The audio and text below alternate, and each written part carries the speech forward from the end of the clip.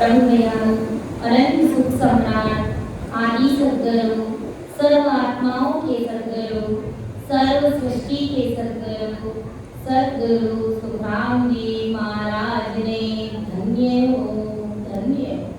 सद्गुरु दरियाव जी महाराज ने धन्य हो धन्य हो। सद्गुरु बाबा जी महाराज ने धन्य हो। सद्गुरु शेख साहेब राधा किशन जी महाराज ने धन्य हो। कालनपुर गुरु धाम ने बारंबार प्रणाम स्वीकार हुए।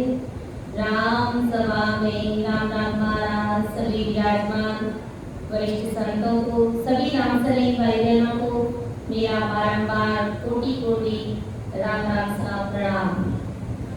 सब संतन सुमिरती बारे बारे प्रणाम विरत तुम्हारो जानेंगे साये करो हरिया करुणा राखो राम जी बरसो दीन दया गुण अवगुण सब बग सजो आजो प्रीत समा सुने जो मैं निर्दोष हूँ गाट बाद जस होए तुम्हारे बोलन हारे हो क्या जानेगा कोई।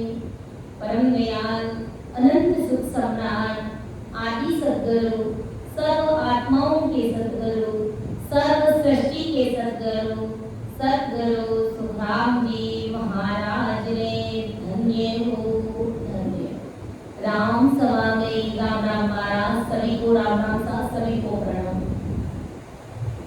परम दयाल सद्गुरु सुखराम जी महाराज की कृपा से हम एक चेतावनी स्वरूप पद लेकर के उसे समझने का प्रयास करेंगे कि हमारी जगत के साथ में कैसी हमारी प्रीति है, कैसा हमारा प्रेम है।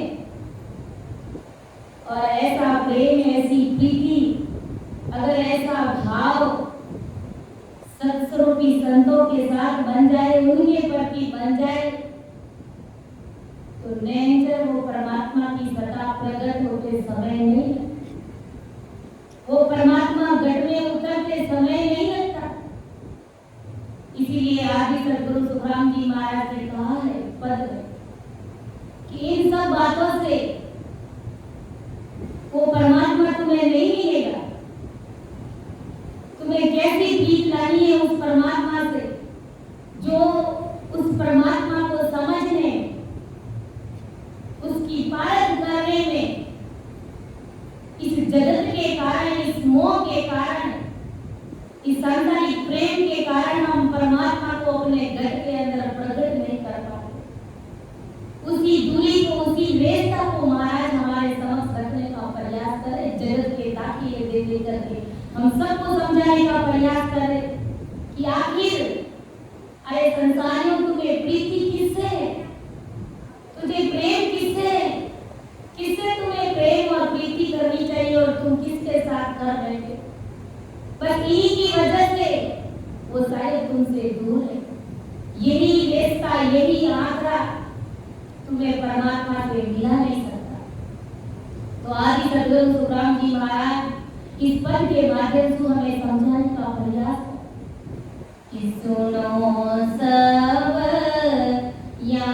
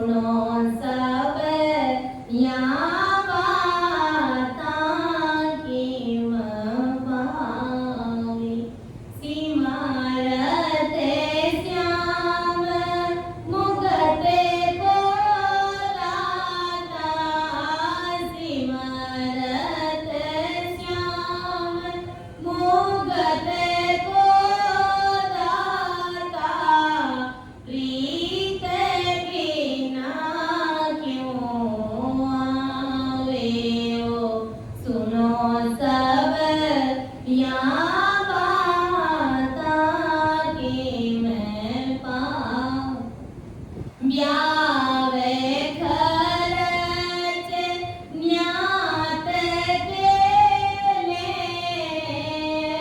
ब्यावे खर्च न्यात केले शीस अडाणे मारे करता निमत करे ओ मन में करता निमत करे ओ मन में घर में थकायन धारे ओ सुनो सब यहाँ बातां किम पावे सिमरते श्याम मुगते को दाता प्रीत बिना क्यों आवे ओ सुनो सब यहाँ बातां किम पावे साईं निमत वही सो सिर पे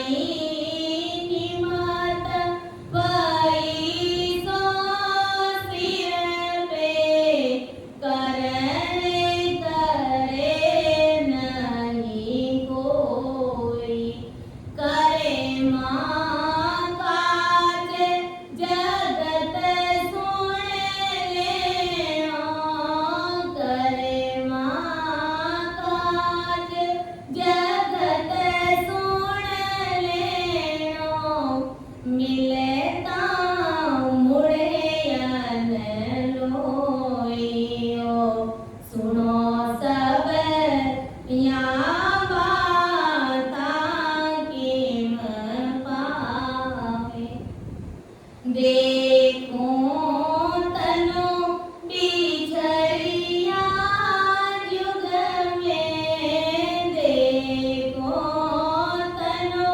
बिछड़िया युग में सब रोवे दुख छीने सिर जने हारे मिलन के काजा सिर जने हारे मिलन के काजा सपने आँख न भीगे सुनो सब यहाँ बातां किम पावे सिमरते श्याम मुगते को दाता सिमरते श्याम मुगते को दाता प्रीत बिना क्यों आवे ओ सुनो सब यहाँ बातां किम पावे खेती की सब करे तन कोई खेती की सब करे तन कोई दाम लगावे आणी के सुख राम भगत की वेला, के सुख राम भगत की वेला, सबसे लविद जानियो, सुनो सब या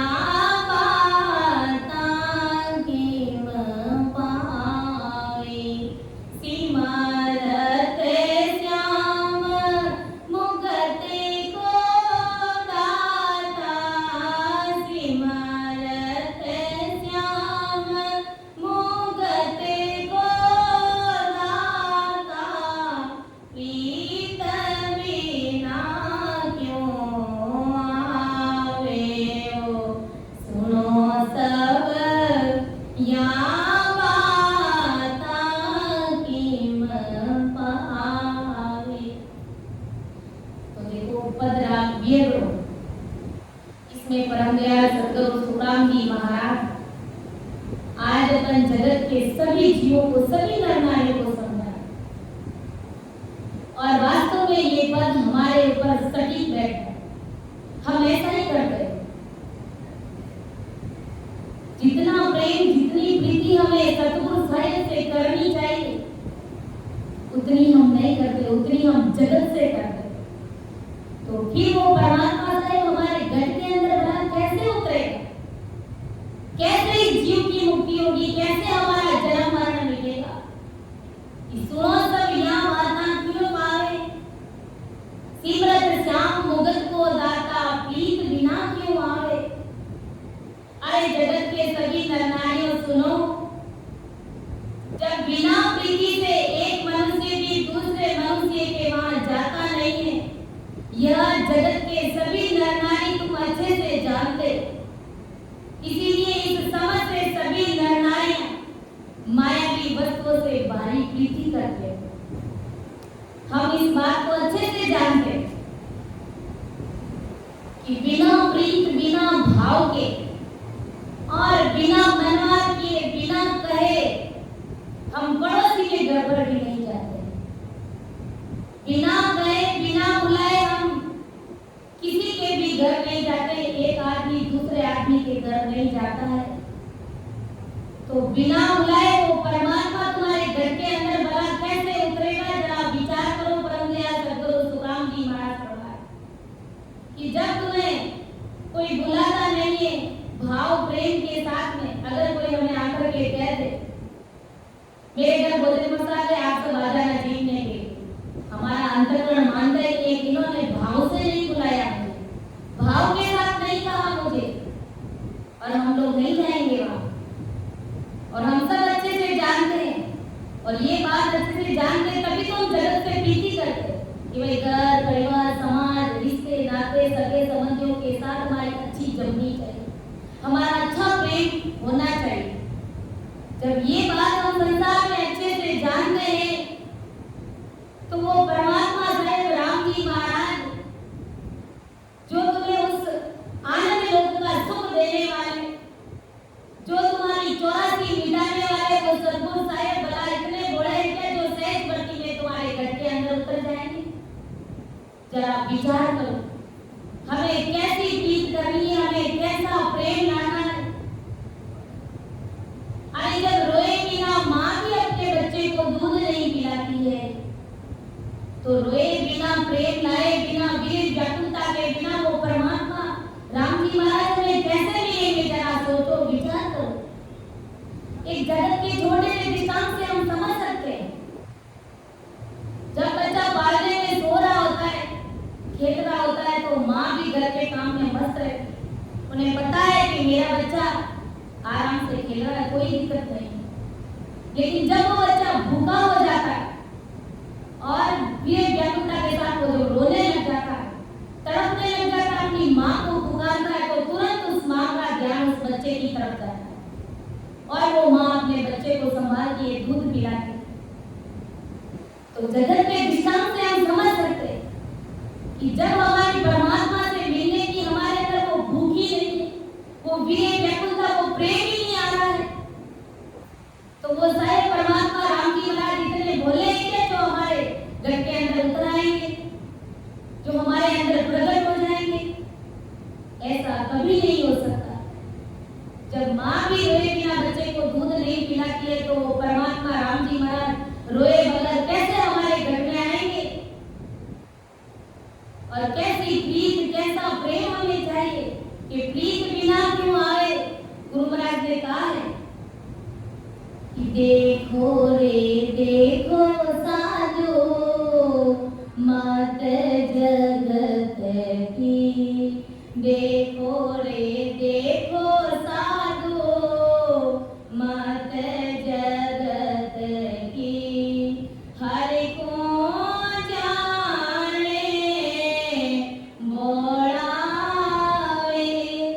लल फल मायरी जायर लेवे, लल फल मायरी जायर लेवे, ऐसा है ज्ञानी ज्ञानावे, देखो रे देखो साधु मत जगत की। गुरु महाराज फरमाए, अरे इस जगत की मति तो देखो, संसार के नरनारियों की बुद्धि तो देखो। लंकन माहे विजय ले, ऐसा है ज्ञानी ज्ञानावे। अरे उस परमात्मा को लंकन में ले जाना चाहते और जगत से पूरी प्रीति लगा करके बैठे। जो प्रीति तुम्हें परमात्मा से लगानी चाहिए वो प्रीति तुम जगत के साथ लगा करके बैठे और मिलना तुम राम जी से चाहते हो। ये बात कैसे संभव हो सकती? कैसी प्रीत, कैसा प्रेम हमारा होना चाहिए। राघुदास जी महाराज गाए पर मैं सुखसानंद जी महाराज को समझाया कि कैसी प्रीत होनी चाहिए हमारी गुरु के प्रति, उस परमात्मा से मिलने की।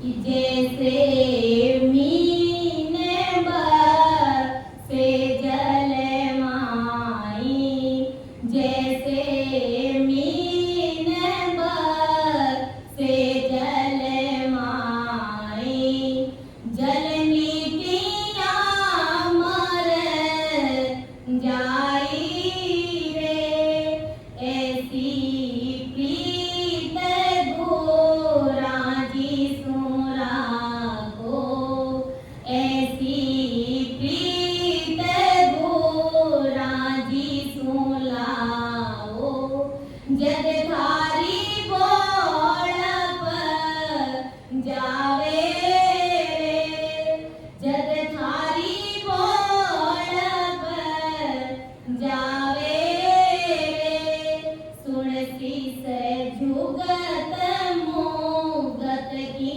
मैं भाकूं, सुरत गुराजी में राखो रे, सत सबद माई प्रीत गोड़ाओ, सत सबद माई प्रीत गोड़ाओ, ओई उतरण रो ना को रे, ओई उतरण रो ना को रे, सुनसी से जुगत मोगत की मैं भाकूं।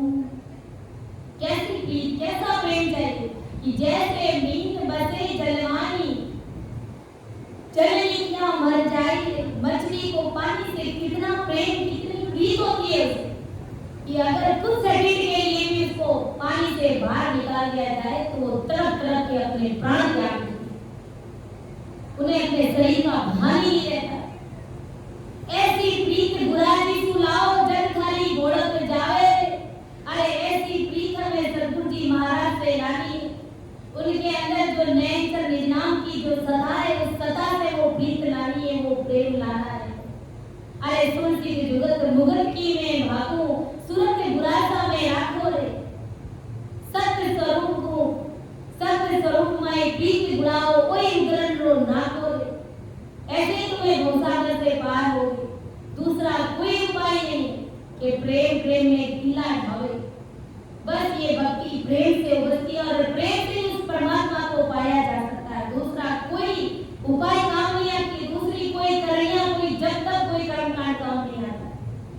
संसार में ऐसी कोई शक्ति नहीं है जो हमें ला सकती है, लेकिन सतगुरु जी महाराज के पास में वो पावर, वो परमात्मा के घर का होता है, उनके अंदर वो परमात्मा की सत्ता है, उस सत्ता से वो ओतप्रोत है, उससे ही हम पी सकते हैं। दूसरा कोई संसार में उपाय नहीं है भवसागर से जीतने। तो ऐसी बीच हमें सतगुरु जी महाराज से लानी है, उस सतगुरु साहिब परमात्मा राम जी महाराज से मिलने। और सैकड़ों उदाहरण हम देखते हैं संसार में कि कैसे कैसे गुरुओं के शिष्य हुए थे, उनको अपने गुरु महाराज के प्रति कैसी प्रीत थी, उनके शरीर का कोई भान नहीं रहता। जैसे अपन बकना जी का उदाहरण देखते, बकना जी क्या करते थे? बकना जी दारू बेचने का काम करते थे, लेकिन एक समय ऐसा आया कि वो दादू जी महाराज के पास ऋषि बन गए, क्योंकि ऐसी प्रीत उनके अंदर आ गई, ऐसा भाव उनका गुरु के प्रति बन गया। जब दादू जी महाराज के सत्संग कार्यक्रम के लिए जा रहे थे और सामने से बकना जी आ रहे थे, और जैसे ही बकना जी ने दादू जी महाराज को देखा तो उनका भाव बना कि मैं गुरु महाराज को प्रणाम करूं। और दूर से वो बकना जी गुरु महाराज को दंडवत प्रणाम करते। उस समय कहते हैं कि बकना जी दारू बेचते थे और दारू की बोतलें उनकी जेबों में डाली हुई थी और वो किसी को देने के लिए जा रहे थे। तो जैसे ही दादू जी महाराज को दंडवत प्रणाम करते तो उनके जेबों से दोनों बोतलें इधर उधर गिर जाती। तो दादू जी महाराज वो ऐसा नहीं कहते कि ये बकना तो ये क्या दारू का काम कर रहा है, मुझे प्रणाम क्यों किया। संत हमेशा बड़े दयालु होते, वो बड़े विचारते, बड़ा सोचते और बकना जी को गले लगाया और कहा, रे बकना, मैंने तो सुना है कि तू जब फागण का महीना आता है तो फागण के गीत बड़े भाव के साथ में गाता है, तुम्हारा बहुत ही कंठ है जो सुरीला है और तुम फागण के गीत गाते हो।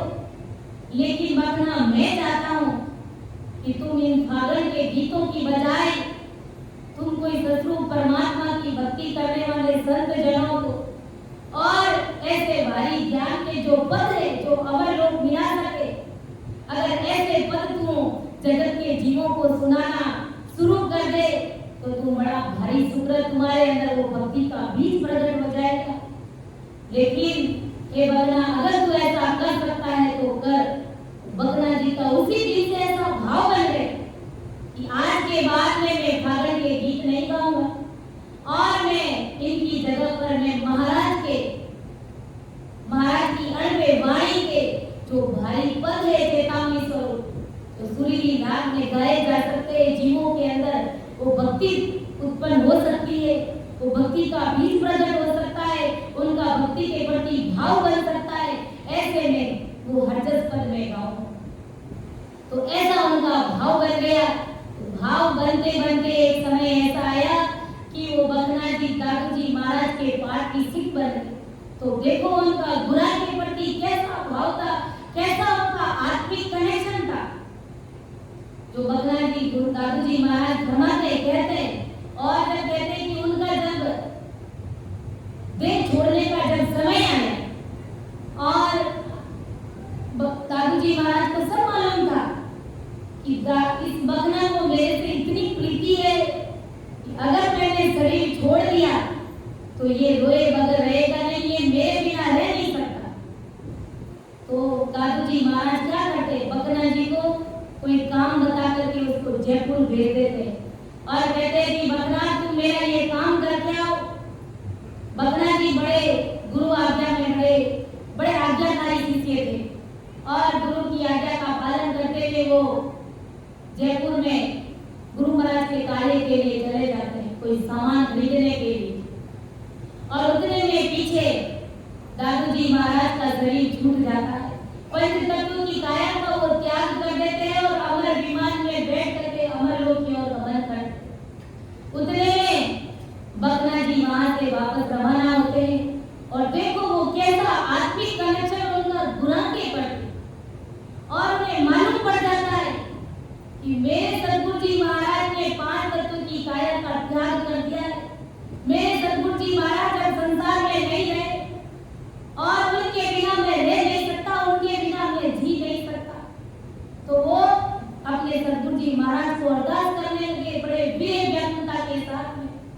भाव विभोर हो गए और कहते हैं कि जयपुर और वीराना की काकड़ के बीच में वो सतगुरु साहिब को अरदास करने लगे कि मैं आरजे करूं गुरा दादो मारी प्रीत निवाजो आदो मैं आरजे करूं गुरा दादो मारी प्रीत निवाजो आदो मने छोड़े चलो मती लारे मैं संग चलूं लाधारे मने छोड़े चलो मती लारे मैं संग चलूं लाधारे मैं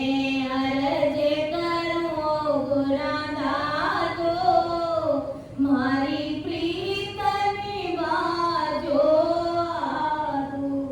जब बकरा जी कहते हैं कि उस काकड़ के इस प्रकार वीर व्याकुलता के साथ में अपने सदगुरु जी महाराज को जब पुकारा उन्हें याद किया कि वो महाराज मैं आपके बिना जी नहीं सकता, मैं तो आपके साथ चलूंगा, तो कहते हैं कि दादू जी महाराज अमर विमान में बैठ करके अमर लोग जा रहे थे, तो उन्होंने अमर प्रेता से कहा कि भाई इस अमर विमान को तुम यहीं पर रोके।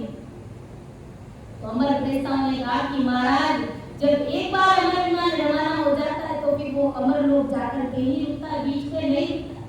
कहा इसको रोकना पड़ेगा क्योंकि मेरा शिष्य ये बकरा जी इस मृत्यु लोक में पुकार कर ये वीर व्याकुल हो गया है, इसलिए मुझे पंच तत्व की काया को वापस इस देह को धारण करना पड़ेगा और मेरे बकरा जी को मैं गले लगाऊंगा, उसे हिम्मत बंधा करके उसे डांडम बता करके फिर मैं वापस इस अमर विमान में बैठूंगा। तो कहते हैं कि ऐसा ही होता है। दादू जी महाराज वापस शरीर धारण करते और जयपुर और वीराना की काकड़ के बीच में अपने शिष्य बकरा जी को गले लगाते, उन्हें हिम्मत बंधाते कि बेटा तुम चिंता मत करना, मेरी तो 7 रुपये पूंजी खत्म हो गई, लेकिन तुम्हारी 7 रुपये पूंजी अभी बाकी है। तुम इस राम नाम की साधना करके इस भाव प्रीति और प्रेम के साथ में 10वें द्वार की बारी को खोल करके तुम भी इस अमर विमान में बैठ करके अमर लोक आना, मैं तुम्हारा वहीं पर भी इंतजार कर रहा हूँ। इस प्रकार हिम्मत और ढाढ़स बंधा करके दादू जी महाराज अमर लोक जाते हैं। लेकिन ऐसी प्रीति ऐसा भाव अगर आज भी किसी रामसरे भाई बहनों का अगर सतगुरु साहिब के प्रति बन जाता है, अपने सतगुरु देव जी महाराज के प्रति बन जाता है, तो वो राम जी महाराज क्या उसके घर में नहीं बोलते? क्या उसके घर के अंदर वो सतगुरु साहिब की कृपा नहीं होती है?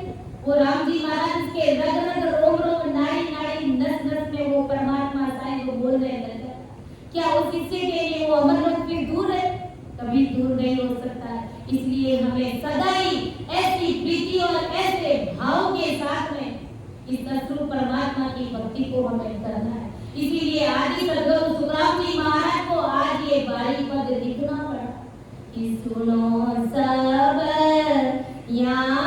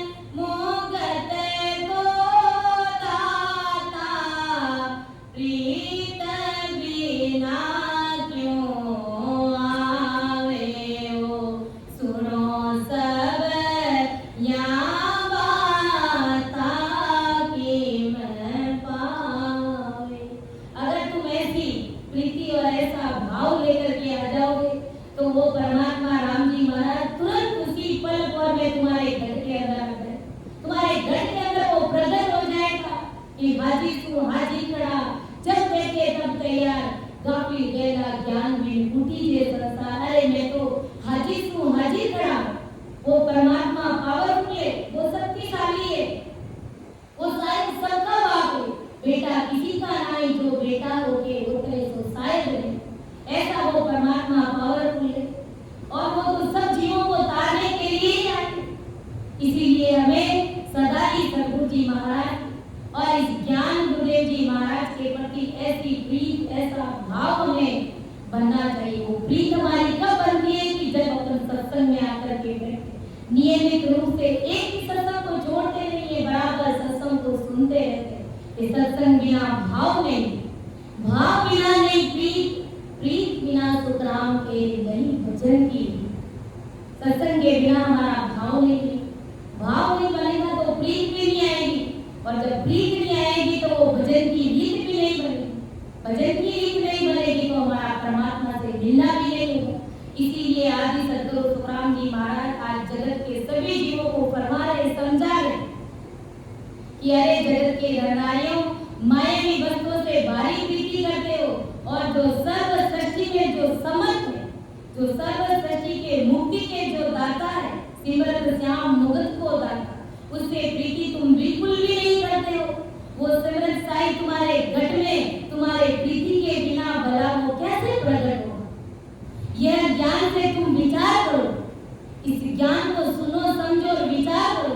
गुरु महाराज ने एक भी बात झूठी नहीं कही, सब कुछ प्रैक्टिकल अनुभव किया, इस जगत को देखा कि कैसा है संसार का व्यवहार, और फिर ये की परवानगी भजन करके महाराज ने हमारे समक्ष उतारी है, परोसी। तो इसे भारी बुद्धि और समझ के साथ में इसको समझना चाहिए कि आखिर हमारा गुरु ज्ञान क्या कहता है, हमें प्रीत किससे करनी चाहिए और हम प्रीत किससे करते हैं। हम अमर लोग जानना चाहते हैं और हमें प्रीत संसार से, भला ये कैसे संभव हो सकता है? इसीलिए गुरु महाराज आदि सद्गुरु सुखराम जी महाराज ने जगत को समर्थ साई के साथ कैसी प्रीति नहीं करते, और दाखिलों के साथ में महाराज ने समझाया है, फरमाया। और महाराज ने एक साथ में भी कहता है, जे लागी ते चेत सवाग्या, सोयर क्यों नरे हारे, जे लागी न चेत सवाग्या, सोयर क्यों नरे हारे, अमर पुरुष मुगत को दाता, ताकू काय विसारे, अमर पुरुष मुगत को दाता, ताकू काय विसारे, के जे लागी से चेत समझ। अरे भाग्यवान तू, चेत समझ, तू होशियार हो, सोयर क्यों न हारे। अरे इस माया मोह की नींद में तू सोकर के क्यों मानवता को बिगाड़ रहा है, क्यों हारा है, क्यों तू उस परमात्मा से प्रीत नहीं आता है? अमर पुरुष मुगत को दाता, ताकू गाय भी पारे। अरे वो मुक्ति देने वाले, वो अमर लोग भेजने वाले, वो मुक्ति के दाता परमात्मा, अरे उस परमात्मा को भला तू क्यों विसार रहा है, क्यों भूल रहा है?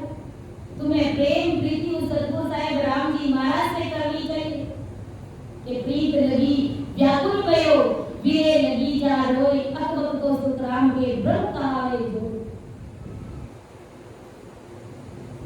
कि पैसे ब्याज के लग काटे, ब्याव बिरद के ताई, सायद काज उधारो मिलता, ओ मन लेयन जाई, कि पैसे ब्याज तके लग काटे, ब्याज बिरद के ताई।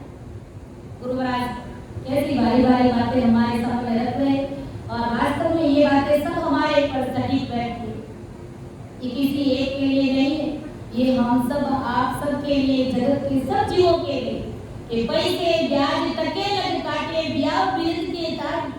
किसी के घर में मान लो कोई शादी ब्याह का अवसर आ गया, और अवसर पर हमारे पास में मान लो पैसे नहीं है, तो हम क्या करेंगे? मान लो हमारे घर में हमारी बिटिया 20-25 साल की हो गई, और उस बिटिया की हमें शादी करनी है, हमारे पास में पैसा नहीं है, हम क्या करेंगे? क्या उपाय करेंगे? सब उपाय हमारे पास में, बड़े होशियार हैं जगत के कार्य, बड़ी होशियारी और समझदारी के साथ में करते। तो क्या करते हैं? 2 की नीति, 3 की नीति से ब्याज पैसे उधार लेकर के आ जाते हैं, और और उस बिटिया की शादी को रचाते गुरु महाराज फरमाते करनी चाहिए। लेकिन आदि सदगुरु सुखराम जी महाराज क्या फरमा रहे कि विवाह के कार्य को तुम कर्जा लेकर के भी उसको संपन्न करते हो और अच्छे से करते हो, परंतु साहेब के लिए कोई भी पैसा अगर उधार बिना ब्याज की तुम्हें देता है तो भी तुम लेने के लिए तैयार नहीं होते हो। बिटिया की शादी के लिए तुम कर्जा लेकर के भी, पैसा उधार लेकर के भी बिटिया की शादी को अच्छे से करते हो। जगत की मर्यादा का, लोक लाज का तुम्हें पूरा डर है, लेकिन उस साहिब के निमित्त, इस सत्संग के निमित्त अगर कोई तुम्हें बिना ब्याज भी पैसे देने के लिए तैयार है कि भाई ये पैसे ले जाओ, तुम सत्संग के कार्यक्रम रखो, 4 दिवसीय 5 दिवसीय तुम सत्संग कार्यक्रम रखो, ये पैसे तुम ले जाओ, मैं तुम्हारे से ब्याज भी नहीं लूंगा और जब तुम्हारे पास आ जाए तो मुझे वापस कर देना। लेकिन फिर भी हमारा दिल नहीं मानता, हमारा मन नहीं करता। देखो हम कितने होशियार हैं और बेटी की शादी के लिए हम पैसे मांग लेकर आ जाते हैं, ब्याज के ऊपर पैसे लेकर के। तो देखो गुरु महाराज ने क्या समझाने का प्रयास कर, महाराज ये नहीं कहते कि तुम शादी मत करो, तुम शरीर की शादी मत करो, लेकिन महाराज ने ये समझाने का प्रयास करे कि तुम संसार की शादी के लिए, तुम इस गंदी देह की शादी के लिए तुम्हारे पास में पैसे आ जाते हैं, तुम ब्याज से उधार पैसे लेकर के आ जाते हो, लेकिन ये आत्मा तुम्हारी अनंत जन्मों से कुंवारी है। इस आत्मा की शादी उस परमात्मा रूपी पीर से कराने के लिए ऐसा 5 दिवसीय 4 दिवसीय सत्संग कार्यक्रम के लिए तुम कभी ब्याज के ऊपर पैसा लाते ही नहीं हो। अगर कोई ब्याज नहीं देता है तो भी तुम्हारी हिम्मत ही नहीं होती है, तुम्हारा अंदर से वो दिल मानता ही नहीं। सोचो, विचार करो कि आखिर तुम्हें प्रीति किससे, तुम्हें प्रेम किससे है? तुम्हें प्रेम संसार से है। इसलिए हमें विचार करना चाहिए कि संसार की शादी के लिए, शरीर की शादी के लिए हम कितना कुछ कर देते हैं, लेकिन इस आत्मा की शादी के लिए हम कभी विचार भी नहीं करते। सोचना चाहिए, हमें विचार करना चाहिए। और जो हमारे मुकेश जी भाई साहब, उनको लाख लाख धन्यवाद कि आत्मा की शादी के लिए और जिन संतों के पीछे इन्होंने जो 3 दिवसीय कार्यक्रम रखा है, बड़ा भारी सुकृत करेगा वो, और जन्मों जन्म तक ये सुकृत बड़ा भारी गुण करेगा। कहते हैं ना कि साहिब के लिए अगर 1 रुपया भी अगर कोई खर्च करता है तो उनके राम जी महाराज कहीं पर भी कमी नहीं रखते, उनका भंडार हमेशा ही भरा हुआ ही रखते हैं। तो ऐसी भारी बुद्धि, ऐसी भारी समझ हमें लानी चाहिए। ऐसा परमदयाल सद्गुरु सुखराम जी महाराज फरमा रहे कि हर लेके माया चली, सो तो चढ़ी राम, बाकी तो सुखराम के दाम गया बेकाम। अगर हर के लेके अगर माया लगा रहे हैं, ये धन हम जो खर्च कर रहे हैं वो तो परमात्मा के लेखे में लिख दी गई, लेकिन बाकी जो फालतू का धन हम संसार में खर्च करते, मायावी जगत में, घर परिवार में, ये सब बेकार में, फिजूल में यूं ही चला जाता है। इसीलिए आदि सदगुरु सुखराम जी महाराज आज जगत के सब जीवों को सावधान कर रहे, सावचेत कर रहे कि तुम्हारे बस किसी फर्क के कारण, इसी आंकड़े के कारण वो परमात्मा तुमसे मिलता नहीं। यही आंकड़ा, यही फर्क तुम्हें परमात्मा से मिलाता नहीं, तो इस आंकड़े को, इस फर्क को हमें मिटा देना है हमेशा हमेशा। हमारे लिए सबसे पहले हमारे सद्गुरु जी महाराज, हमारे ज्ञान गुरुदेव जी महाराज है, सत्संग हमारे लिए सर्वप्रथम, सबसे पहले भजन सिमरन हमारे लिए सबसे पहले, बाकी संसार का कार्य प्रारंभ के अनुसार ऐसे ही होता रहेगा, करते रहे। इसीलिए आदि सद्गुरु सुखराम जी महाराज हमें फरमा रहे कि फिर से यह मन रुपये उधार लेने को तैयार नहीं होता है, और इसका ही अर्थ ये होता है कि मायावी ब्याह विवाह से तुम्हें प्रीति थी, संसार के ब्याह से तुम्हें प्रीति थी, इसलिए कैसे भी धन लेकर के तुम कार्य करने की तैयारी थी, और सिमरन साहिब के प्रति प्रीति नहीं थी, इसलिए धन तुम्हें सहज गति में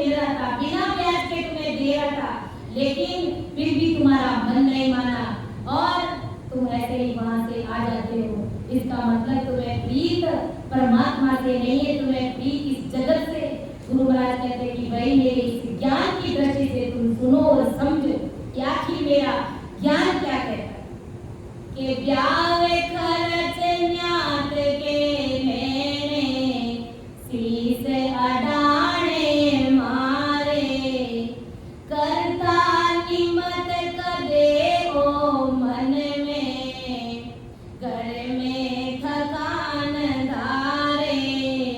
के ब्याव खर्च न्यात के में शीस अडाने मारे, करता निमत कदे ओ मन में, घर में थकान डाले।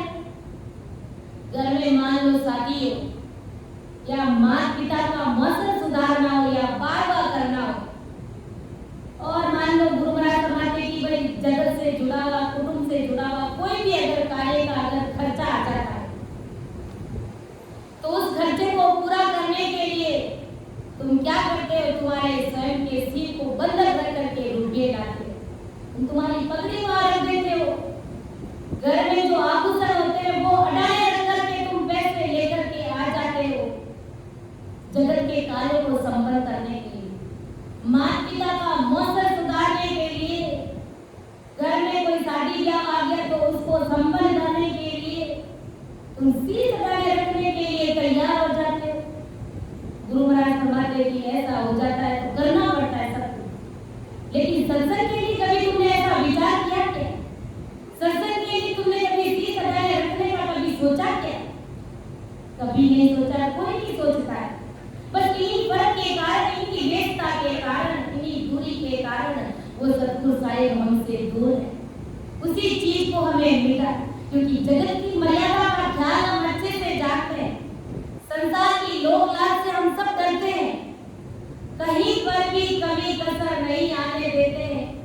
परम दयाल सद्गुरु सुखराम जी महाराज ने कहा एक पद में कि जुग मरे जादन चूके तिल भर, जुग मरे जादना चूके तिल भर, तन मन जाता कोई वे, भगत माए का सरदस गाड़ा, भगत माए का सरदस गाड़ा, रज भर भोजन होई वे, रज भर भोजन होई वे। देखो रे देखो सालो मत जगत की, के सुख राम धीरज मुण नर को, के सुख राम धीरज मुण नर को, सतगुणा को डर नाई रे, जिन पर ताप मिले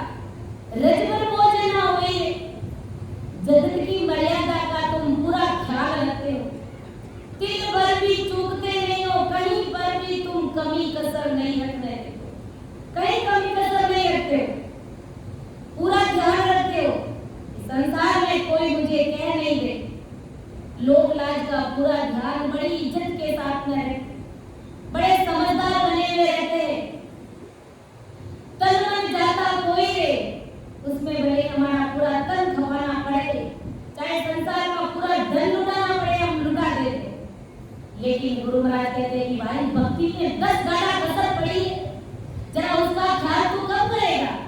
सोच विचार कर, भगत मान कसर 10 गाड़ा रजवर बोझ ना हुई है। मेरी भक्ति को तुम्हें कोई बोझ लगती नहीं है। बिल्कुल बैठ कर के सहज वर्ती में ऐसे आसन लगा करके देखो कितना आराम से बैठे। सोचो बड़े बड़े कूलर लगे हुए, कितनी सुविधा उपलब्ध। क्या करना? बैठ करके राम सिमरन करना, उस परमात्मा को पाना। बिल्कुल सहज और सरल में किसी भी प्रकार कोई करना ही नहीं पड़ता है, कोई कष्ट बोझ उठाना ही नहीं पड़ता है, इस तन को खपाना ही नहीं पड़ता है। लेकिन फिर भी हम वो कर नहीं पाते, हमको जोर आता है। इसीलिए आदि सदगुरु सुखराम जी महाराज फरमाते कैसी तुम्हारी प्रीति है, देख लो। अपना अपना हमें मूल्यांकन कर लेना चाहिए कि वास्तव में हमें संसार से कैसा प्रेम है, कैसी प्रीति है, और परमात्मा से कैसी प्रीति है। हमें सोचना चाहिए, विचार करना चाहिए कि ब्याव खर्च न्यात के लेने सी सदाए मारी करता निमित्त कदे ओ मन में घर में थका। गुरु महाराज फरमा रहे कि कर्ता जिसने हर किसी को बनाया, ऐसे कर्ता के कार्य के निमित्त घर में रुके रहे तो भी कोई खर्च करना नहीं चाहता है। अरे उस परमात्मा की जीव ने सबको बनाया, 3 लोक 14 भवन धरती आकाश पाताल 84 के जीव हम सबको बनाया। आज हम उन्हीं के आधार में टिके हुए, तो उस परमात्मा को हम भूल गए। गुरु महाराज गाए वासी मरते को निमगन बोलो, वासी मरते को निमगन बोलो, ए निसर शिवरो बायाओ संता ऐसा मेल बनाए। कैसा भारी मेल बनाया है, सोचो विचार करो, कैसी उस परमात्मा की कला है। सोचो कभी विचार करो, ये परमात्मा ने कैसी मशीन बनाई है और किसके लिए बनाई है, क्या करने के लिए बनाई है? उस परमात्मा से मिलने के लिए। जैसे दोपहर की सत्संग में हमारे संतों ने कहा ना कि ब्रह्मा विष्णु महादेव को बेचारों को ऐसे भारी भारी काम सौंप दिए, उनको गले में फांसी का बंधा डाल दिया कि तुम ऐसे करो। ब्रह्मा जी को कह दिया कि तुम जगत में जीवों की उत्पत्ति का कार्य करो। विष्णु भगवान को कह दिया कि तुम पूरी सृष्टि का भरण पोषण करो, और शंकर जी को कह दिया कि तुम सृष्टि का बैलेंस बराबर बना के मारते हो, तुम संहार करते हो। ऐसे भारी भारी काम उनको दे दिए तो बेचारे भक्ति कर ही नहीं सकते, उनकी भक्ति संचित ही नहीं होती। लेकिन सोचो विचार करो कि हमने ऐसा कौन सा सुकृत किया, कौन सा ऐसे भारी उन कार्य किए कि हमको ऐसा भारी अवतार के रूप में महाराज ने यहाँ पर भेजा है, इस तरह धरती पर मनुष्य दे दे करके भेजा है। और सिर्फ एक ही काम दिया कि तुम संसार में जाकर के राम नाम की साधना करके मेरे देश की प्राप्ति कर लेना, मेरे उस देश में मिल देना, मेरे से परस परस हो जाना। सोचो विचार करो कितने भाग्यशाली जीव, लेकिन उसके लिए हम कभी विचार ही नहीं करते। और जिसके लिए 33 कोटि प्रकार के देवता उस स्वरूप परमात्मा के सामने गिड़गिड़ाते हैं कि ओ प्रभु मानव तन दीजिए इस भरत खंड के माई। यूरोप अमेरिका में क्यों नहीं, केवल भक्ति का संत सेवा और कला का चुनाई। वो राम जी महाराज हमें इस भरत खंड में जन्म देना। देवता कहते हैं 33 कोटि प्रकार के देवता, और उन देवताओं का राजा स्वामी इंद्र कहता है कि हमें भरत खंड में जन्म दो, ताकि हम संतों की चरण शरण में उनकी सेवा करके उनसे भक्ति का भेद लेकर के आपके देश की प्राप्ति करें। और वो ऐसा मानव तन, ऐसा भारी देह आज हमको मिला हुआ, हमारे लिए ये गोल्डन चांस है, ये हीरा रूपी मनुष्य तन हमने पाया। इसकी कदर करनी है, इसकी वैल्यू को हमें समझना चाहिए। एक एक श्वास हमारे लिए कितना इम्पोर्टेंट है, कितना महत्वपूर्ण है, इसकी उपयोगिता को हमें समझना चाहिए। संत कहते हैं ओ मानी को जन्म हीरो हाथ नियावे, मानी को जन्म दियो हाथ नहीं आवे लख 84 फेरा रे भाया लख 84 फेरा रे अरे लेवनो होवे तो ले लो रे मारा भाया लेवनो होवे तो ले लो रे मारा भाया आई है लेवनी यारी मेरा रे भाया आई है लेवनी यारी मेरा रे ओ मान को जन्म नियो हाथ नहीं आवे मान को जन्म नियो हाथ नहीं आवे आज जो ये मानवता रूपी हीरा हमारे हाथ लगा है ये हीरा दोबारा हमारे हाथ में नहीं आएगा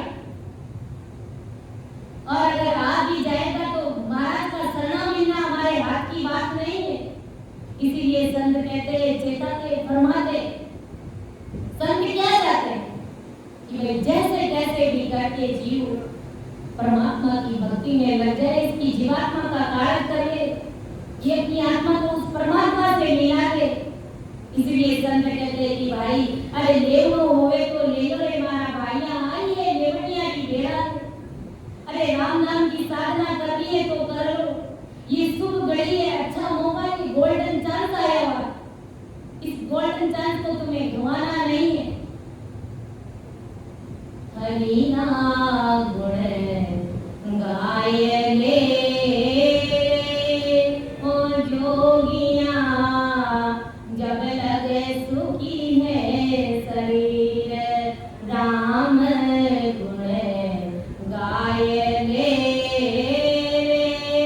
ओ जोगिया जब लगे सुखी है शरीर भागे बड़ा थाने संत मियारे पड़ियो रे समंदर माए सिर भागे बड़ा थाने संत मियारे पड़ियो रे समंदर माए सिर ओ राम जी पड़ियो रे समंदर माए सिर हंसा हुए चुगली जिए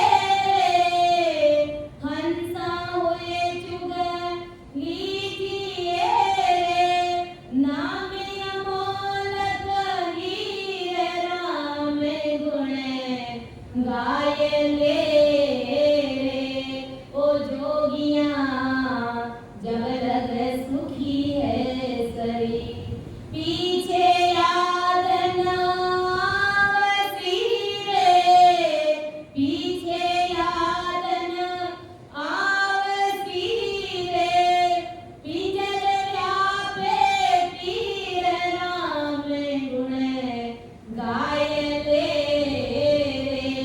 ओ जोगिया जब लग सुखी है शरीर सबरे मारा देव राम जी सब पीरा पीर सब देवारा देव राम जी सब पीरा पीर ओ राम जी सब पीरा पीर सहज राम भज लीजिए राम सनेही भज लीजिए हरि है सुख की सीर राम गुण गाय ले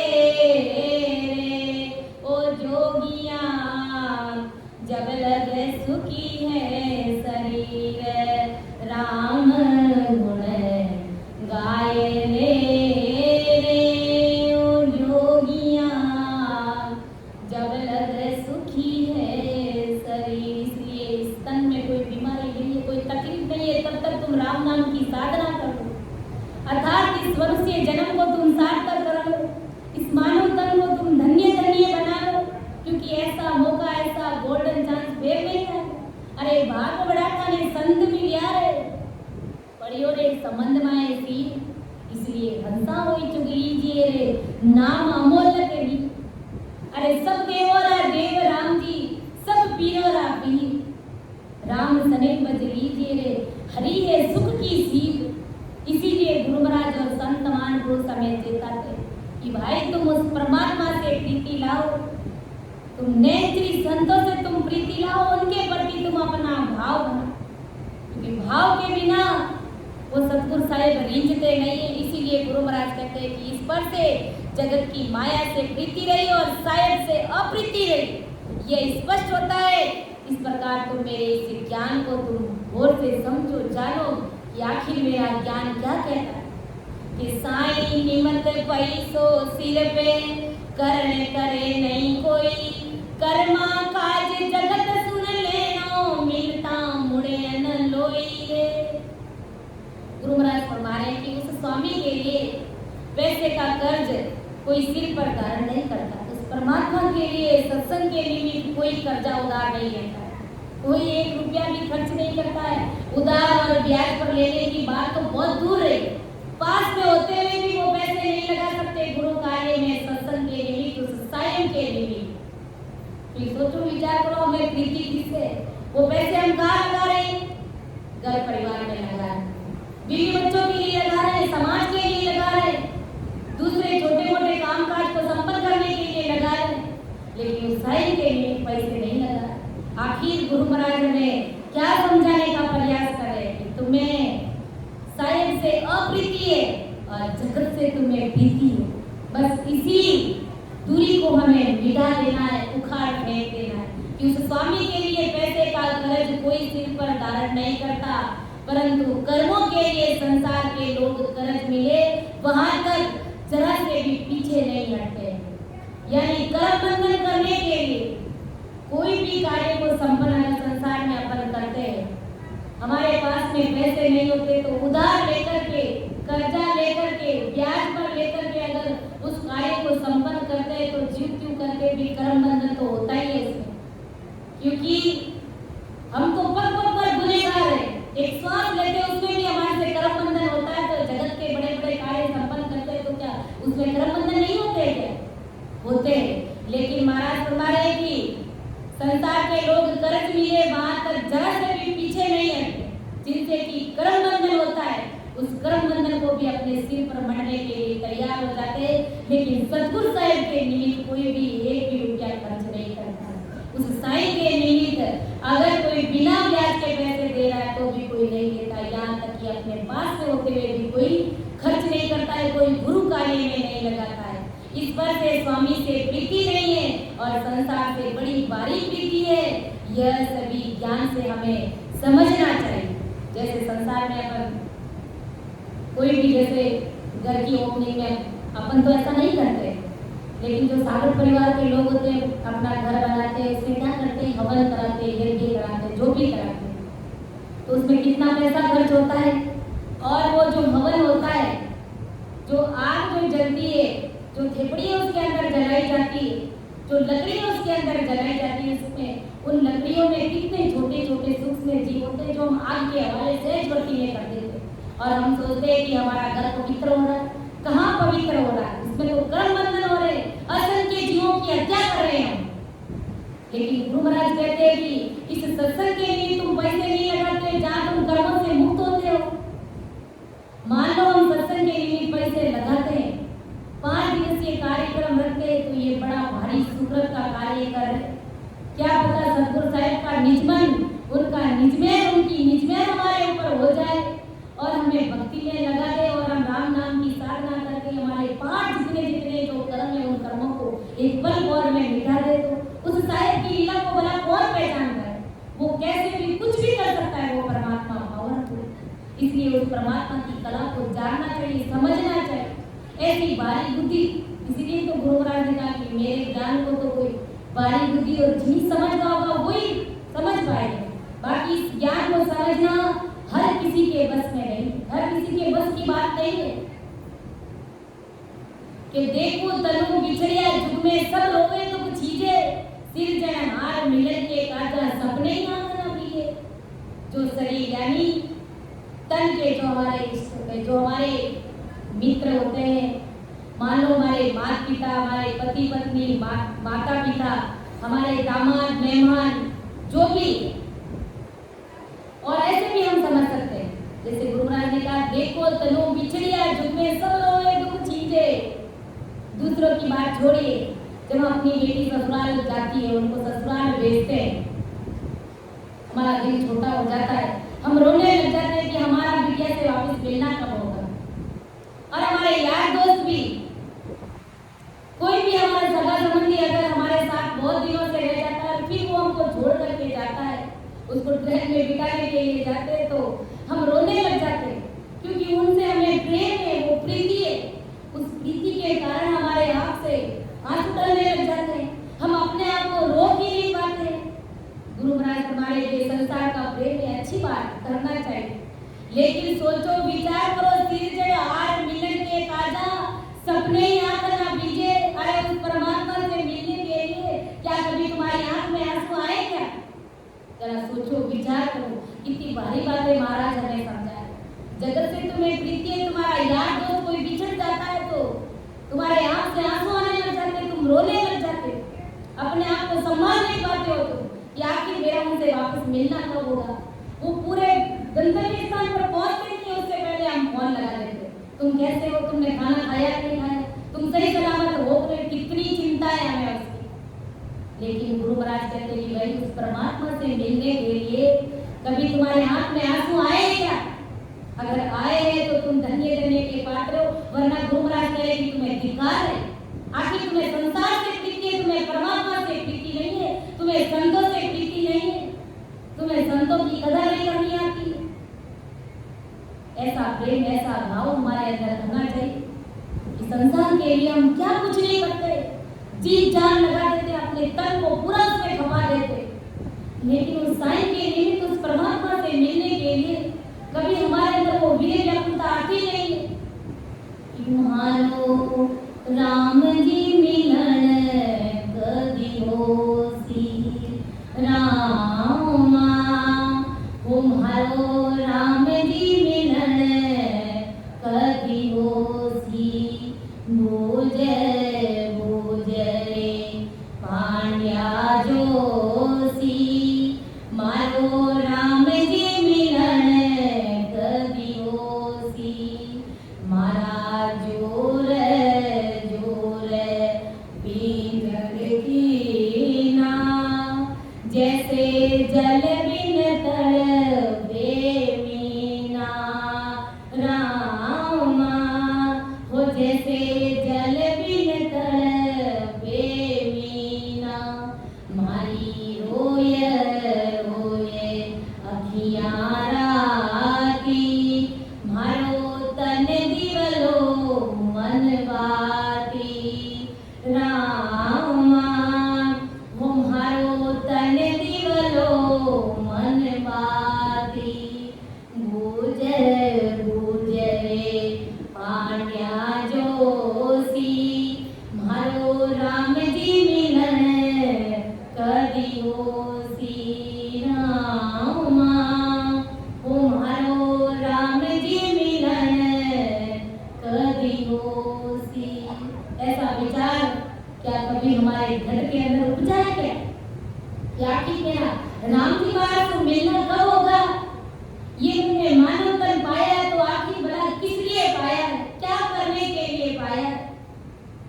आधे से ज्यादा उम्र मेरी बीत गई और अभी तक उस परमात्मा से मेरा मिलना नहीं हुआ। आखिर मेरा उस साहिब से मिलना कब होगा? कब मुझे उस राम जी महाराज के देश की प्राप्ति करूंगा, वो जीते जी? कब उस सदगुरु साहिब की सदा को मैं मेरे घर के अंदर प्रकट करूंगा? ऐसा विचार ला करके, ऐसा चिंतन मनन करके हमें हमारी आंख में आंसू लाना चाहिए उस परमात्मा से मिलने के लिए, उस राम जी महाराज से मिलने के लिए। गुरु महाराज ने हम सबको चेताया है, बंदा क्या कियो रे नर होई, सिरजनहारे श्याम तुम बिसरियो, चालियो जन्म भी गोई रे बंदा, चालियो जन्म भी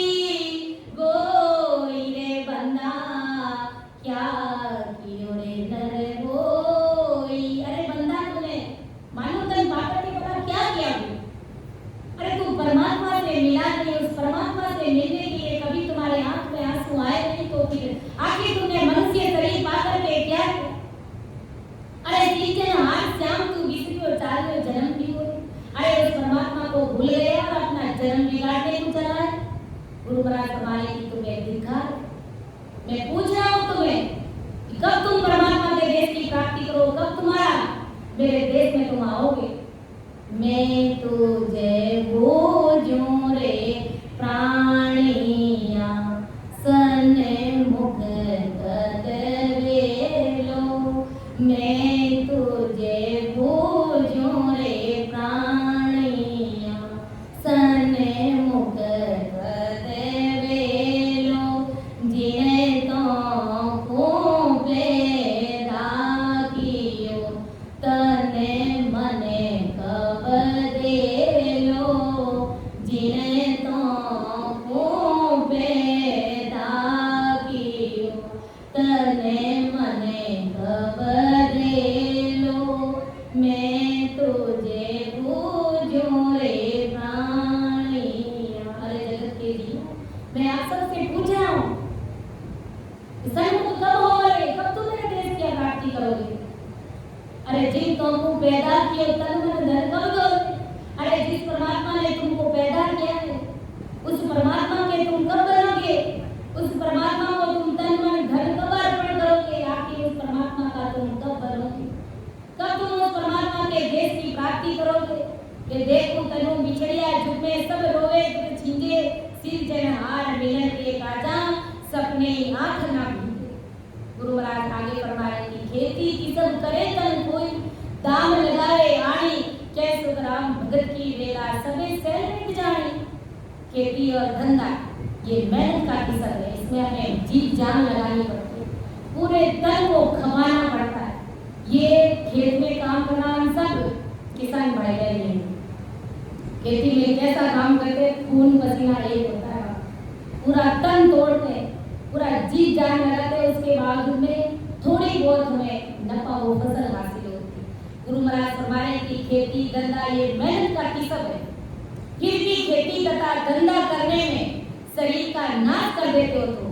खेती की सब करे न कोई, करे तन कोई, तन को खो देते, दाम लगाए आने उस खेत की बुआई के लिए, उस फसल को उगाने के लिए।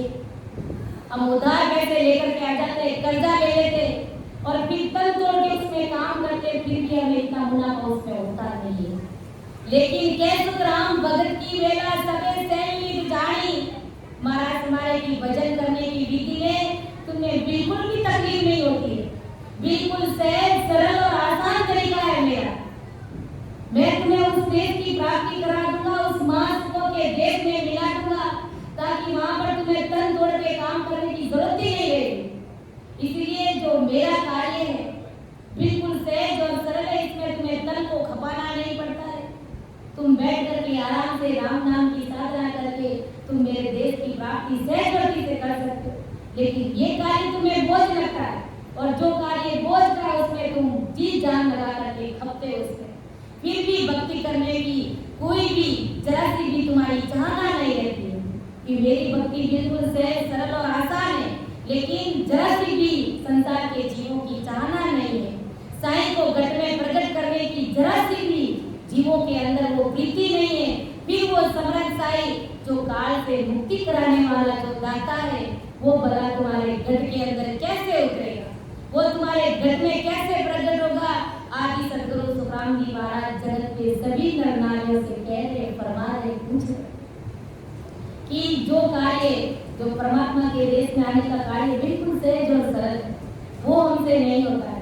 लेकिन खेत के कार्य में अगर देखें तो कितना तन तोड़ के उस काम को हमें करना पड़ता है, लेकिन फिर भी हम वो करते हैं, कुछ भी ऐसा नफा नहीं मिलता है हमें।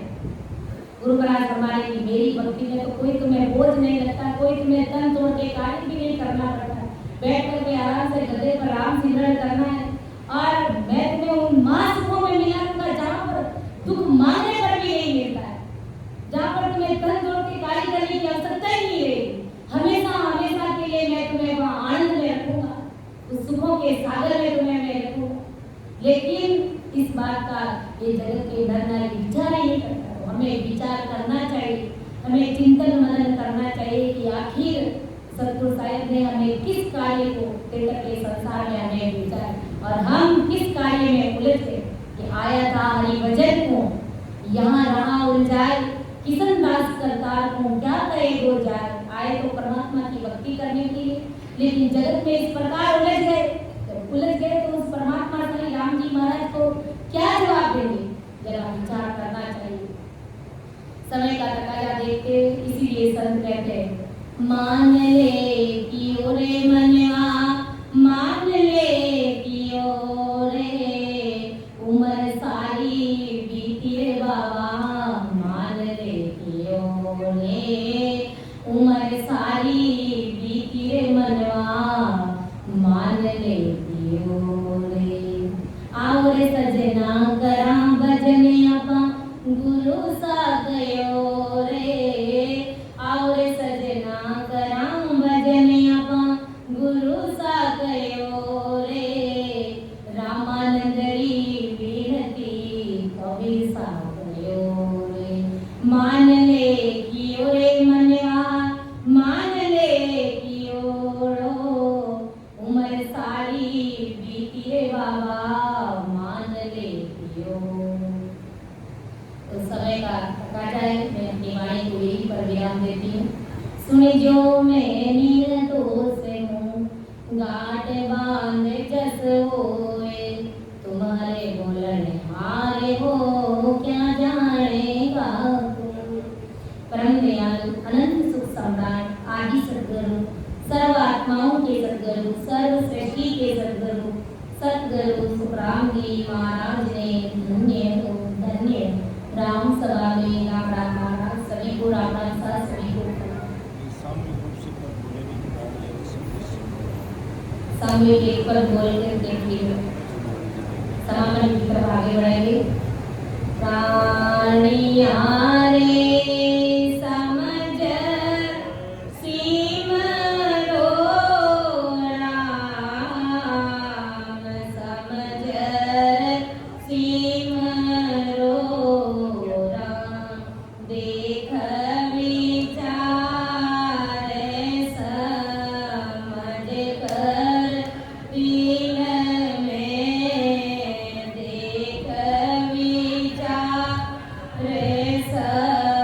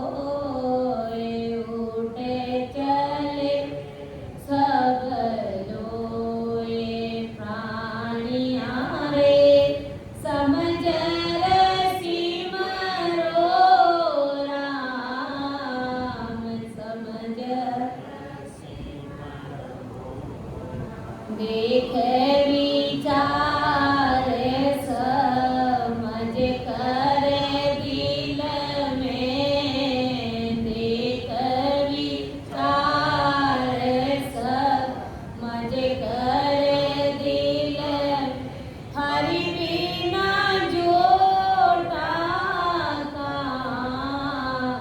हरि बिना जोटा का, मैं प्राणी हारे समझ रे सिमरो राम, समझ सी